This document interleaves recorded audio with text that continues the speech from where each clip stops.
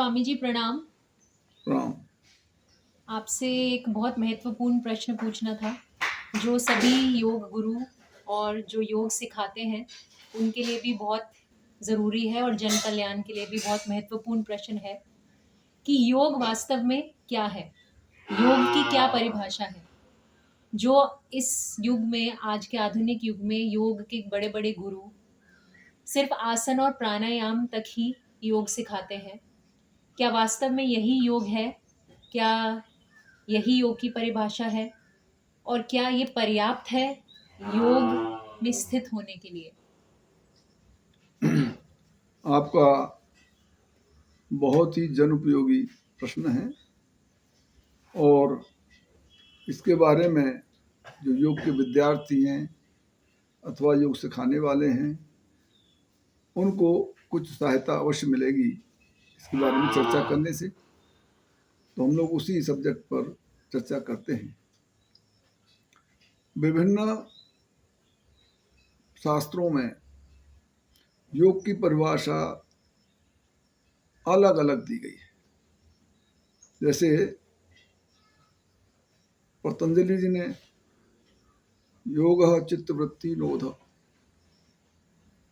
भगवान श्री कृष्ण ने गीता में योग कर्मसु कौशलम, इस तरह से अनेकों लोगों ने अपने अपने तरीके से इसको बताया है। मूलतः अगर हम आप सभी लोग इस पर विचार करें कि योग चित्त की वृत्तियों का निरोध है, तो ये योग की परिभाषा नहीं हुई, ये योग का साधन हुआ कि वृत्तियों का निरोध कर लें तो योग हो जाएगा। योग है कर्मसु कौशलम, कर्म का कौशल योग है। तो अब हमें इस पर विचार करना चाहिए कि योग क्या है। वैसे तो दो चीजों का जोड़ योग कहते हैं।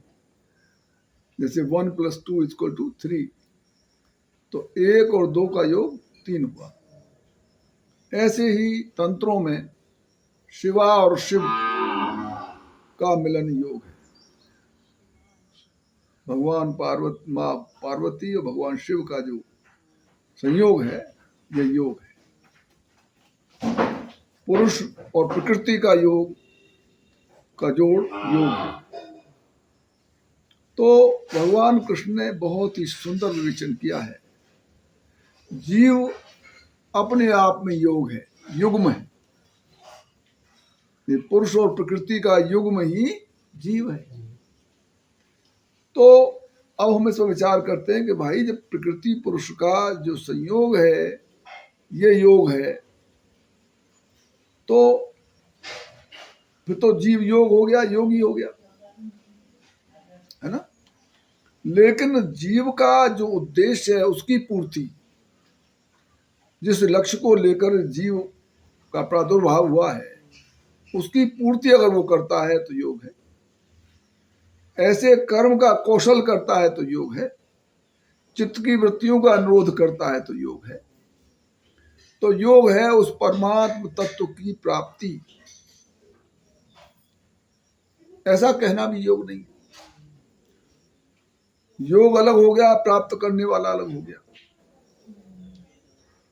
ठीक है। तो परमात्म तत्व को प्राप्त करना योग है, ये भी अवधपूर्वक है। आप सिर्फ परमात्मा कह दें तो ये योग हो सकता है। आत्मा कह दें, परमात्मा शब्द कह दें, उसके साथ और कुछ न लगाएं। जहां तक द्वैत है वो योग की परिभाषा नहीं कर सकता। योग नाम परमात्मा का है, योग नाम सत्य का है, योग नाम अद्वैत का है। तो अब आप इस अद्वैत अवस्था में आने के लिए, इस परमात्मा रूपी सामर्थ्य को प्राप्त करने के लिए, परमात्मा के जो विशेषण हैं उसे इस जीव में स्थापित करने का जो प्रक्रिया है, उसका परिणाम है, वह योग है।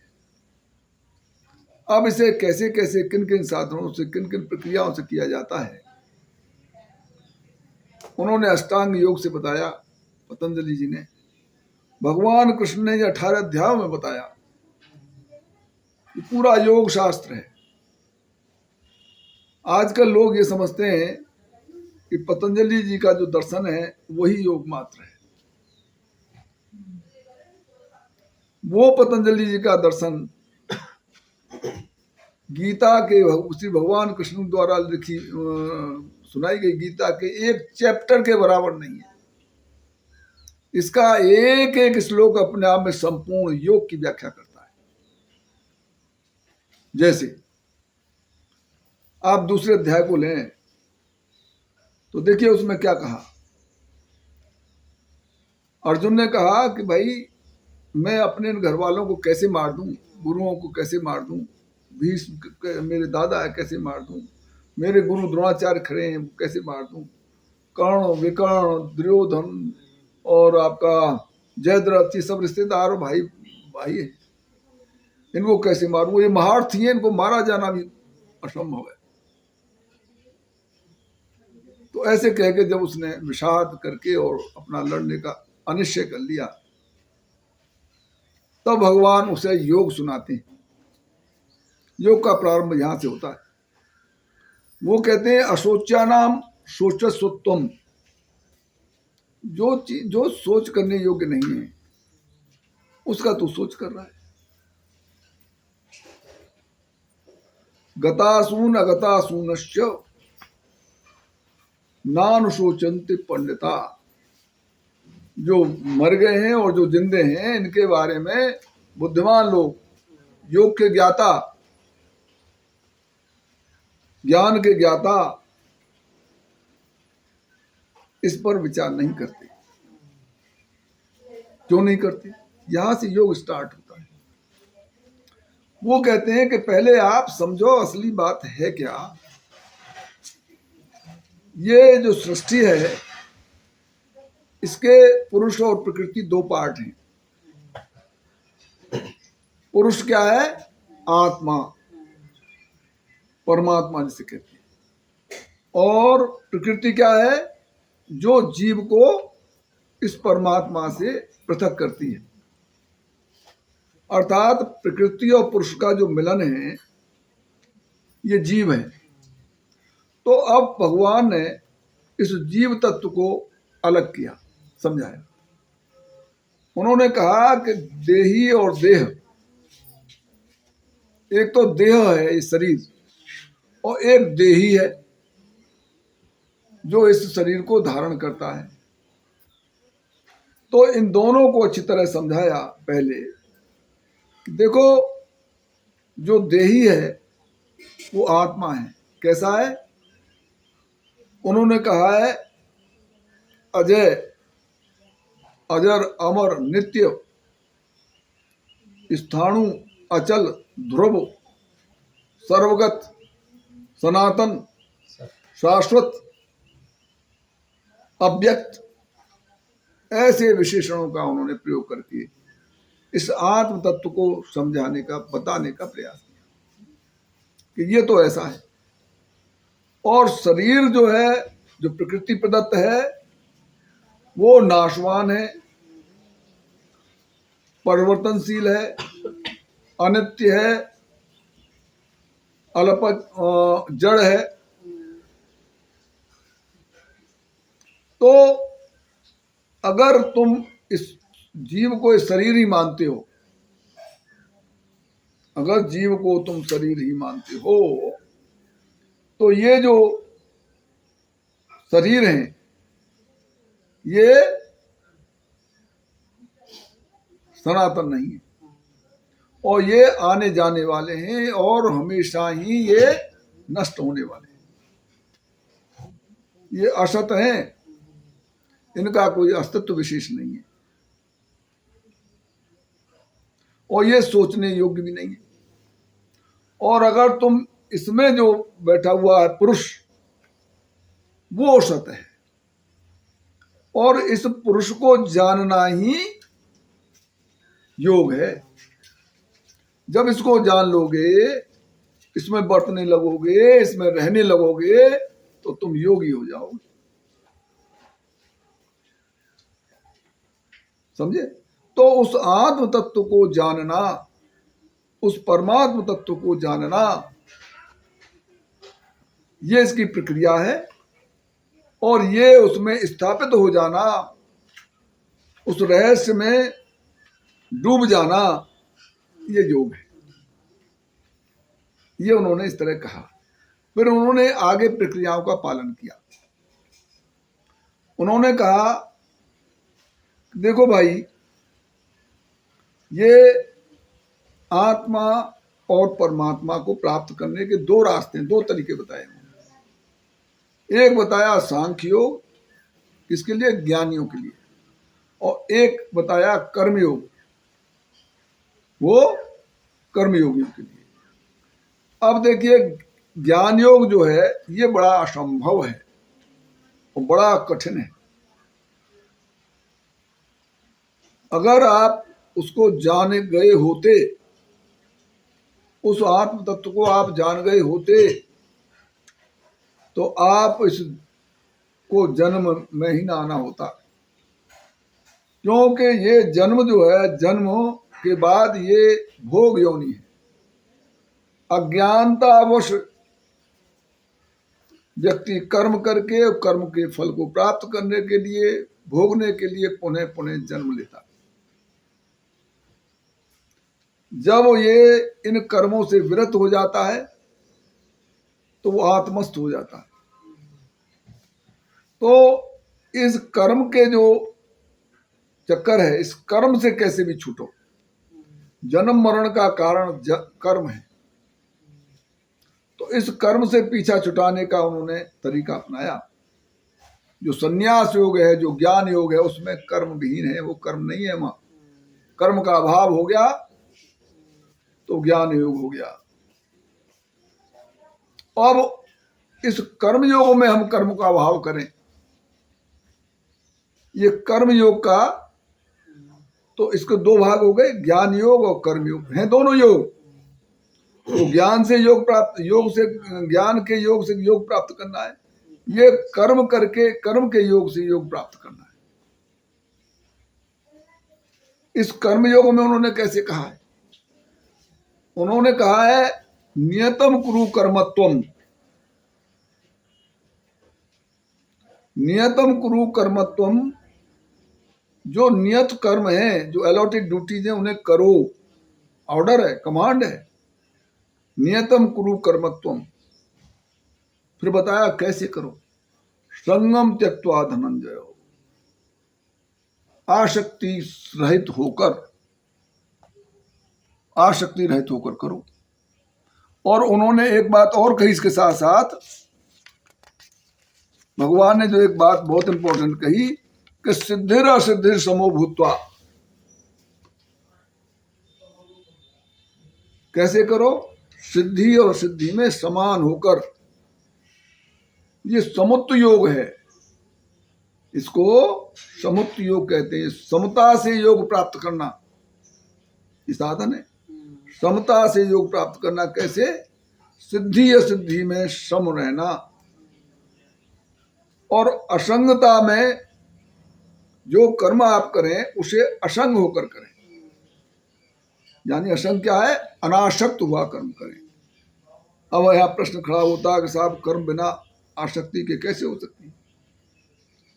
कर्म का फल की चाह नहीं होगी तो कर्म करेगा ही क्यों? भाई, आप सर्विस की इच्छा कर रहे हो तब तो आप पढ़ रहे हो। आप ज्ञान प्राप्त करने की इच्छा कर रहे हो तभी तो पढ़ रहे हो। तो जब ये इच्छा नहीं होगी, अनासक्त होंगे, तो क्यों पढ़ेंगे? ये प्रश्न कर सकते हो। तो उनका ये कहना है कि अनासक्त हुए कर्म करो,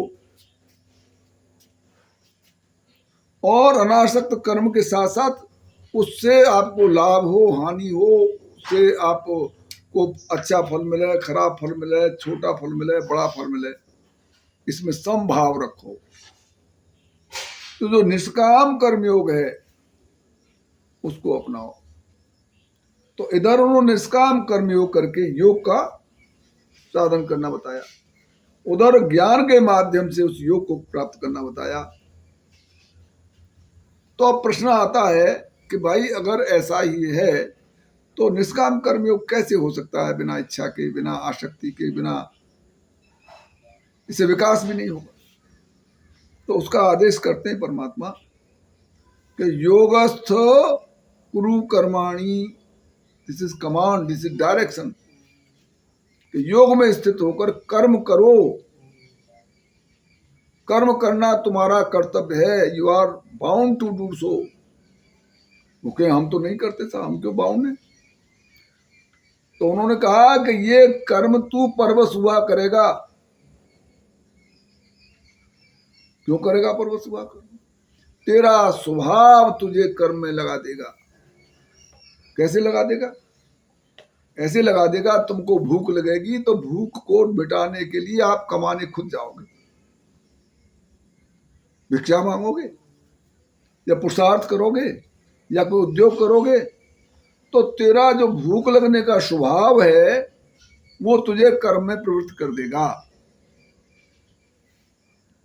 तो जो प्रकृति प्रदत्त ये स्वभाव हैं, ये स्वभाव कर्म कराएंगे ही। और जब ये कर्म करने ही है, करने पड़ेंगे, या तो मेरी आज्ञा समझ के करो या परवश हुए कर्म करो। जैसे भी तुम कर्म करोगे करना पड़ेगा। अगर इसको आप स्वेच्छा से अनासक्त होकर करो और सिद्धि असिद्धि में समान हो जाओ, कर्म की फल की इच्छा छोड़कर ये कर्म करने लगो, है ना, तो तुम्हें ये योग प्राप्त हो जाएगा। तो ये तो रहा ज्ञान योग और कर्म योग, समत्व बुद्धि योग। अब पतंजलि जी की बात आई है। पतंजलि ने कहा इस योग को प्राप्त करने के लिए आप अष्टांग योग का अनुसरण करो, इन प्रक्रियाओं से गुजरो। तो पहले उन्होंने कहा अथ अनुशासनम।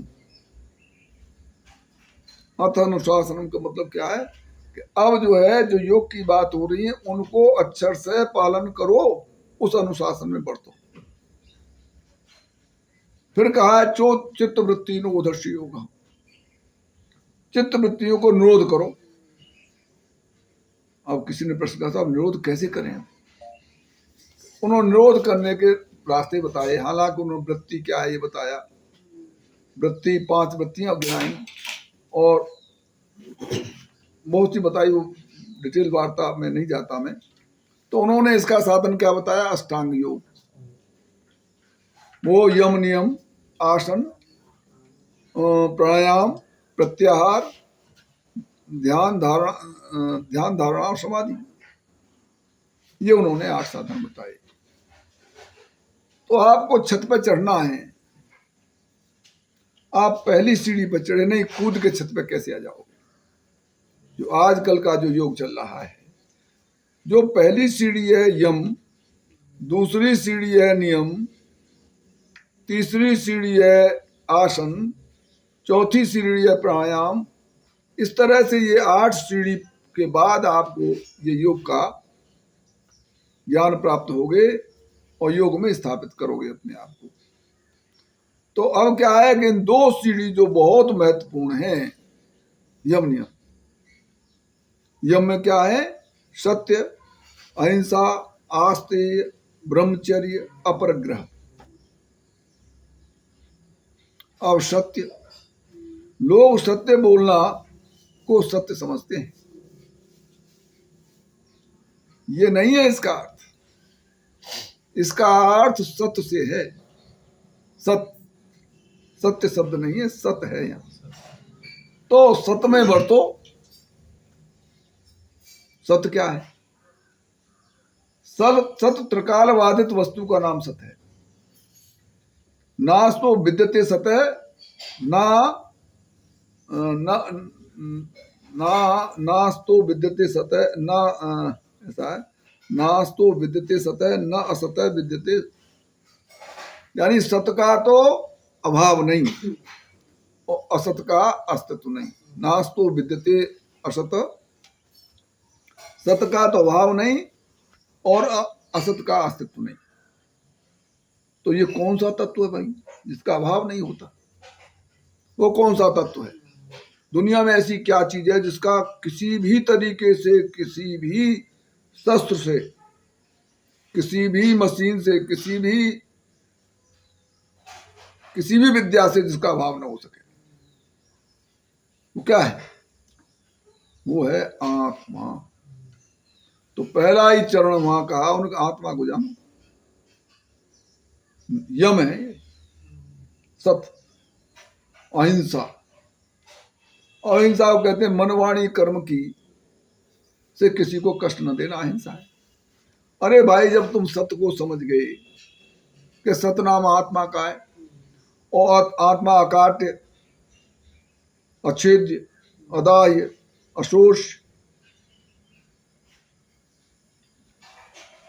वो किसी भी शस्त्र से काटी जा सकती, न आग से जलाई जा सकती, न पानी से गीला कर सकती, न उसे वायु सोख सकती, किसी तरह से उसका विनाश नहीं है। तो जहां तक अहिंसा की बात है, उसमें हिंसा हो कैसे जाएगी? उस तत्व को जान लेने से, सत्य को जान लेने से अहिंसा की बात ही सांसारिक बात रह जाती है। आत्मा का कोई हिंसा कर नहीं सकता, आत्मा की हिंसा हो नहीं सकती। अहिंसा अज्ञान का निवारक जरूर है। तो हमें अज्ञान का निवारण करने के लिए वहां सत्य वचन भी बोलना है और हिंसा रहित भी होना है। ये उससे उतर के नीचे की बात है, लेकिन मैं दोनों को कंबाइन करके आपको बता रहा हूं। कंपैरिजन, ज्ञान के कंपैरिजन में ये सत्य, वहां सत्य जो है वहां सत्य है। ये अहिंसा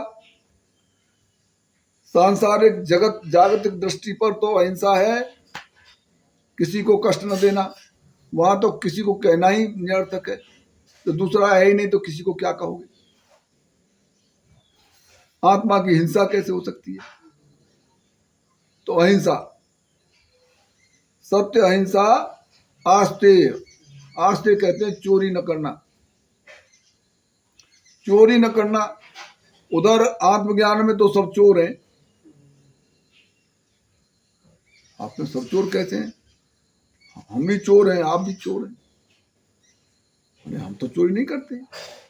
नहीं, चोर हो। कैसे चोर हो?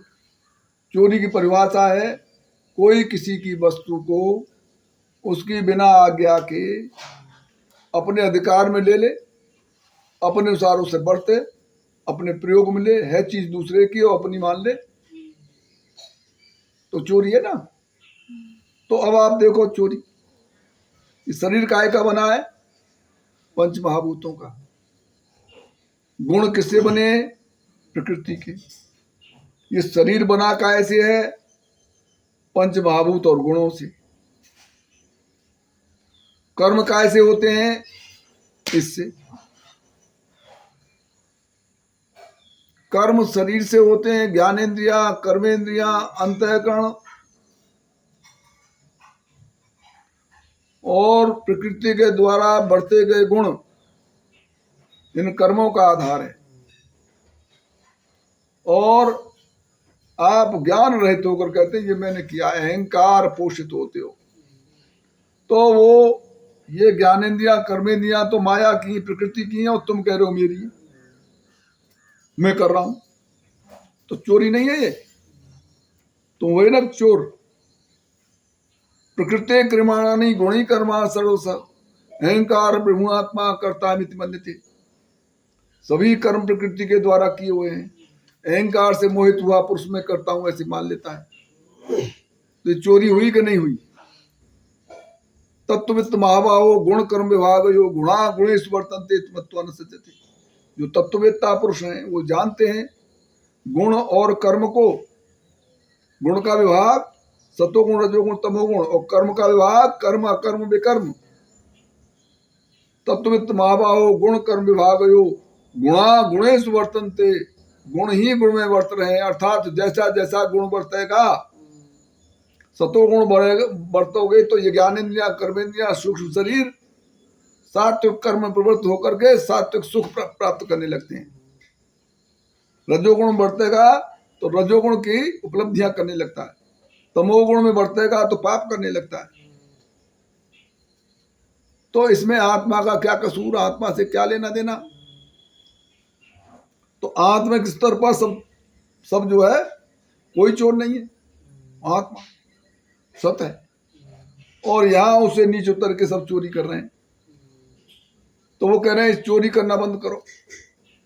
अब चोरी करना बंद कैसे कर देंगे, पतंजलि बताएं। आस्ते रख दिया, लेकिन आस्ते का रहस्य यहाँ प्रकट होता है। क्या आप अपने आप को उस आत्मस्थ अवस्था में ले जाओ, तब आप आस्ते होगे। सत्य अहिंसा, सत्य अहिंसा, आस्ते, अपरिग्रह, ब्रह्मचर्य। और ब्रह्मचर्य सिर्फ ये स्त्री पुरुष के मिलन को ही, न मिलन को ही ब्रह्मचर्य कहते हैं। अरे इससे ब्रह्मचर्य का क्या लेना देना। ब्रह्म में आचरण, ब्रह्म में स्थित होना ब्रह्मचर्य है। तो ये भी उस आत्म तत्व को इंगित करता है, उसी ज्ञान योग को इंगित करता है। अपग्रह इसका है, दूसरे का है वो। सौ संतोष तप स्वाध्याय, वो तो नियम में आ गया। सत्य अहिंसा, आस्ते, ब्रह्मचर्य और अपरग्रह कहते हैं कि आप इकट्ठा मत करो, संचित मत करो, सामान को इकट्ठा मत करो, उसको कलेक्ट मत करो। अब भाई सामान कलेक्ट कौन करेगा? ज्ञानेन्द्रियां, कर्मेंद्रियां, बुद्धि, ये सही तो करेगा। तो उस ज्ञान में कहां सारा अपरग्रह है, लेकिन इसमें अपरग्रह है। तो अपरग्रह क्या है कि अनावश्यक संचय मत करो, वरना तुम इसी में भटक जाओगे। उधर जो तुम्हारा योग मार्ग है उसमें तुम बाधा आएगी। जैसे ये हमने ये बना लिया आश्रम, तो अब ये हम बैठ के एक कोठरी में आराम से भजन करते, हमें कोई चिंता नहीं थी कि आश्रम का झाड़ू नहीं लगा है, कि ये नहीं हुआ है कि वो जो है आंधी आ गई शीशा टूट जाएंगे। तो ये संचय करने से समस्या खड़ी हो गई। इसकी सफाई के लिए नौकर चाहिए, गाय रखे तो उनके लिए जो नौकर चाहिए, उनके चारा का व्यवस्था करना, आदमी आ रहे हैं उनके खाने की व्यवस्था करना। तो ये व्यवधान पाल लिया ना। अगर हम अपरग्रह होते तो हमें क्या मतलब था। हम एक छोटे से कमरा में जरा सी झाड़ी दिए और खाना पकाया फिर। तो ये बाधा है योग में, संचय योग में बाधा है। तो ये तो यम बताए उन्होंने कि ये यम का पालन करना है। तो ये पतंजलि जी के यम है। और इनके जो भावार्थ, जो अर्थ मैंने बताए, वो ज्ञान योग के हैं। तो इन पर ज्ञान योग के साथ भी चल सकते हो, और आप इस कर्म योग के माध्यम से भी चल सकते हो। ये जो नीचे वाली बात थी ये कर्म योग की थी और ये ज्ञान योग की थी। अब आते हैं नियम। शौच, संतोष, तप, स्वाध्याय और ईश्वर प्रणिधान। शौच पवित्रता, शारीरिक, वाणी की, मन की पवित्रता। अब देखिए आत्मा तो स्वतः शौच है, उससे परम पवित्र हो क्या सकता है। तो इसको इस तरह जानकर स्मृत करना, उसमें स्थित रहना, ये तो हो गया ज्ञान योग। और इसको अनासक्त होते हुए करना ही कर्तव्य है। शरीर की सुंदरता और स्वास्थ्य की दृष्टि से नहीं, ये करना मेरा कर्तव्य है। इसमें अनासक्त हुआ, ये सुंदर हो, निरोग हो, मत हो, इसको शुद्ध रखना, मान करके कर्म करना, ये निष्काम कर्म योग का भाग है। लेकिन दोनों ही योग इससे सिद्ध होंगे। ज्ञान योग भी सिद्ध हो रहा है इससे, और कर्म योग भी सिद्ध हो रहा है। तो शौच हो गया। संतोष, अब संतोष की बात जहां तक है, भाई अगर आप संतोष नहीं करेंगे तो संग्रह करेंगे, संग्रह करेंगे तो वही अपरग्रह वाला समस्या खड़ी हो गई। और संतोष बिना इच्छा शांति के होगी नहीं, है ना। तो अनासक्त हुआ कर्म कर, कहा ना, नियतम कुरु कर्माणि संगम त्यक्त्वा धनंजय, आसक्ति को छोड़कर तो संतोष होगा ना। तो ये तो निष्काम कर्म हो गया। अब संतोष को उधर लीजिए ज्ञान योग में। अरे संतोष तो वो संतोष रूप तो है ही, वहां तो इच्छाएं नहीं है, वहां तो आनंद स्वरूप है, वहां संतोष और संतोष का तो प्रश्न ही नहीं उठता। तो उस स्थिति में ज्ञान योग में संतोष होने से ज्ञान योग सिद्ध होता है, और निष्काम कर्म योग करने से भी योग सिद्ध होता है। तो सोच संतोष।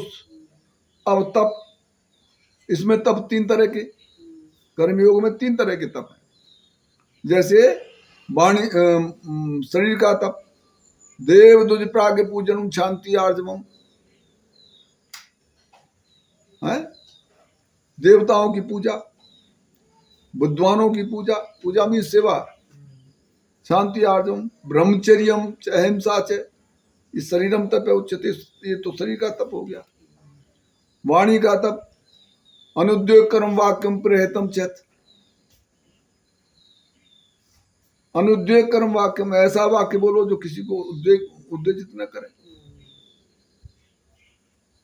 अनुद्वेग कर्म वाक्यम प्रेतम चेत, स्वाध्याय अभ्यसनम वांग्यम तपे उच्चते, स्वाध्याय करो जिससे वाणी में बल आ जाए, जो बोलो सबको अच्छा लगे, सब प्रभावित हो। तो ये वाणी का तप। फिर मन का तप, मन प्रसाद सो मतो मौन मात विनिग्रह, मन की प्रसन्नता, मौन, मन प्रसाद सोमत्व सोम भाव, आत्म विनिग्रह, आत्मा का निग्रह। इस तरह से ये तीनों तप हैं। अब ये तो रहे निष्काम कर्मियों के तप, और उधर तप करने की आवश्यकता क्या है? तप करेगा कौन? वहां तो कर्तव्य तो ही नहीं है। आनंद जो तप का फल है वो स्वयं ही पहले से ही मौजूद है, आनंद।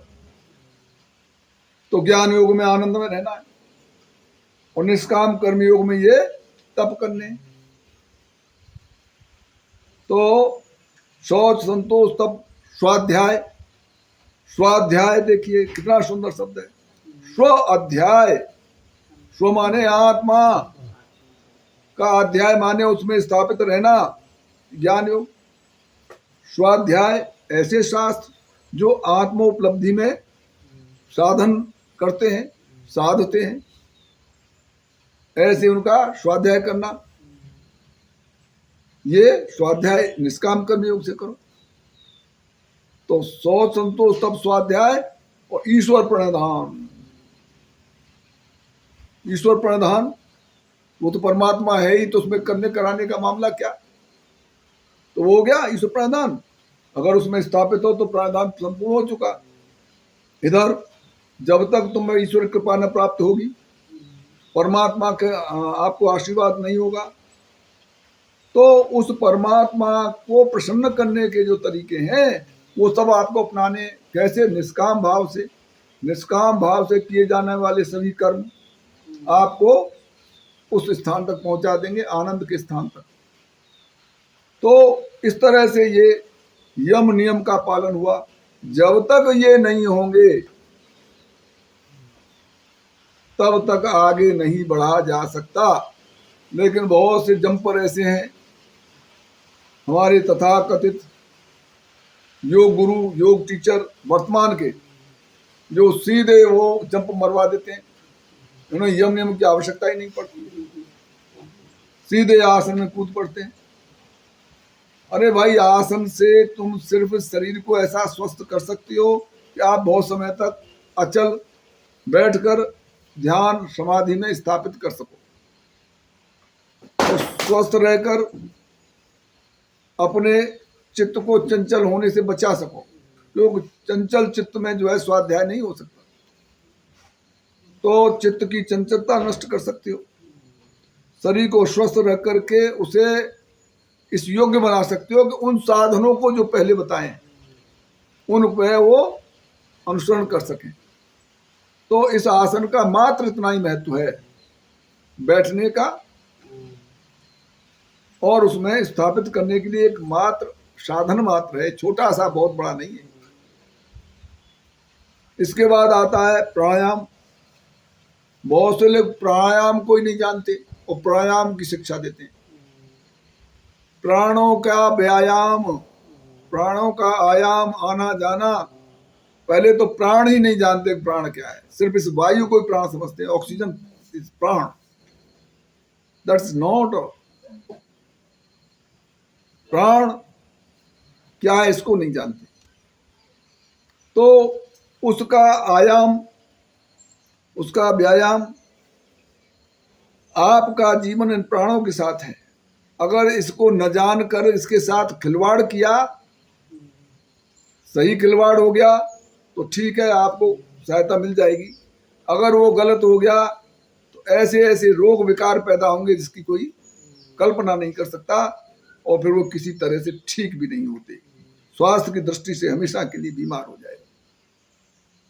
प्राण, प्राण में, प्राणायाम में शीतली, शीतकारी, प्लावनी, उज्जैनी, भ्रामरी, नाड़ी शोधन, अनुलोम विलोम, इस तरह से अनेकों बातें इस योग में कही गई है पतंजलि जी ने। अब आप इस प्राणायाम को ज्ञान योग में ले जाइए। हाँ, आसन के बारे में तो ज्ञान योग की बात ही नहीं हुई। अरे वो पहले से ही स्थापित है हर जगह। वो बिना शरीर वाला परमात्मा है, उसको आसनों की आवश्यकता क्या? इस स्थिति को जानना ही आसन है। प्राणायाम, प्राणायाम वो सभी प्राण उससे प्रकाशित होते हैं। तो प्राणों की क्या औकात जो उसको जना देगा? प्राणों की क्या औकात उस आत्म तत्व से उसको बता देगा। तो वो स्वतः सिद्ध परमात्मा सर्वकाल सब जगह हर वक्त मौजूद है। उसकी सत्ता से प्राण चलते हैं। इस बात की स्मृति करना ही प्राणायाम है। अब नीचे हटके जो प्राणायाम है, प्राणों को इस तरह चलाना कि जो वृत्ति को नियंत्रित कर सकें। मूल भावना प्राणायाम की है वृत्ति को नियंत्रित करने की। तो बिना वृत्ति को संकेत किए वो प्राणायाम की व्याख्याएं करते रहते हैं और प्राणायाम कराते रहते हैं। अरे भाई, जब भी तुम प्राणायाम करा रहे हो तो तुम इस बात का ध्यान रखो कि तुम इस प्राणायाम करने से तुम्हारी वृत्ति कैसे एकाग्र होगी। मान लिया आपने नाड़ी शोधन किया, जैसे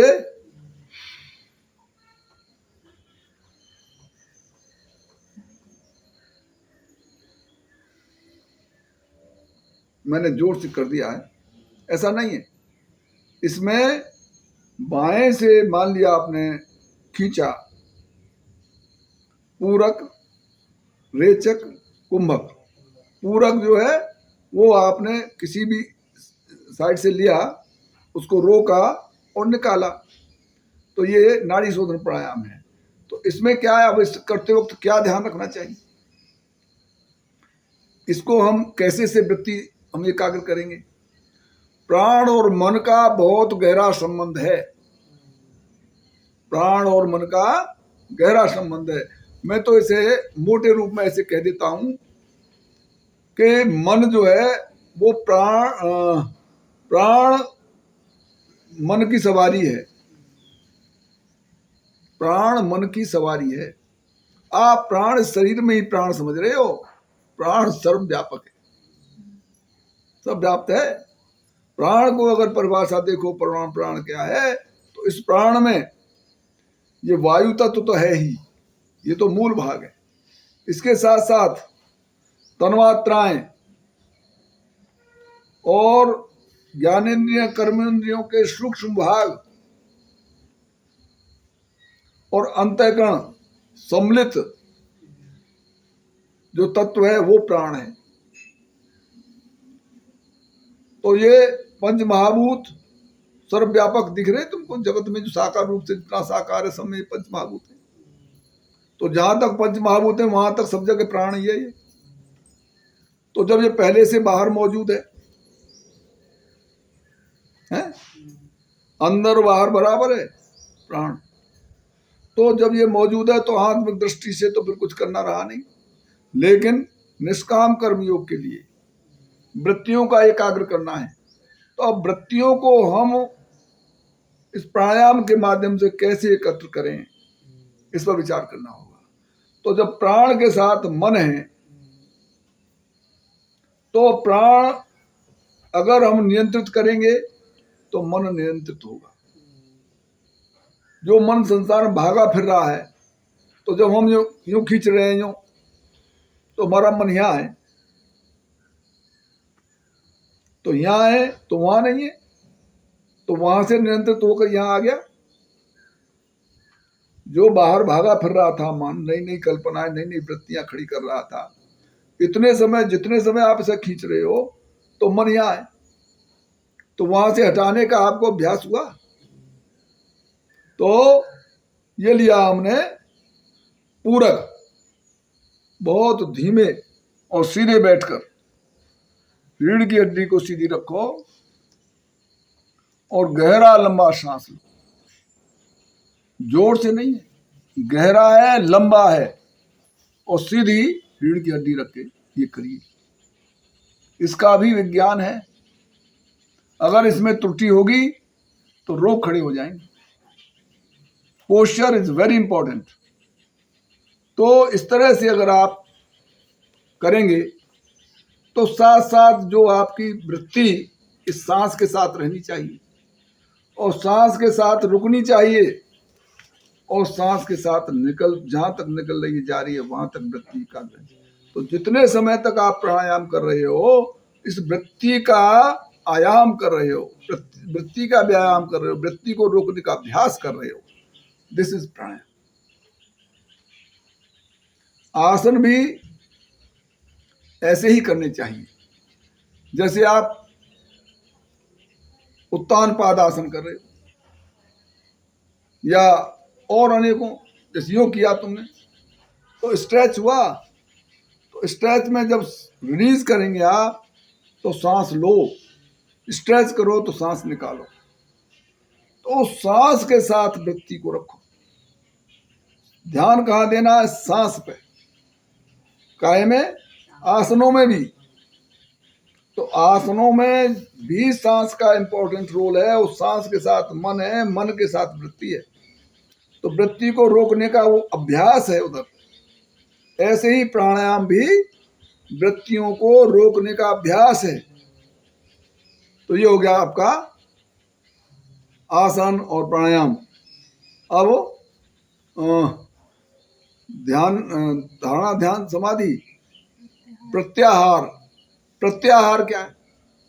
देखिए, आहार तुम समझते हो मुंह का मात्र, वहां ज्ञान योग में तो प्रत्याहार है ही नहीं। काय का आहार करोगे?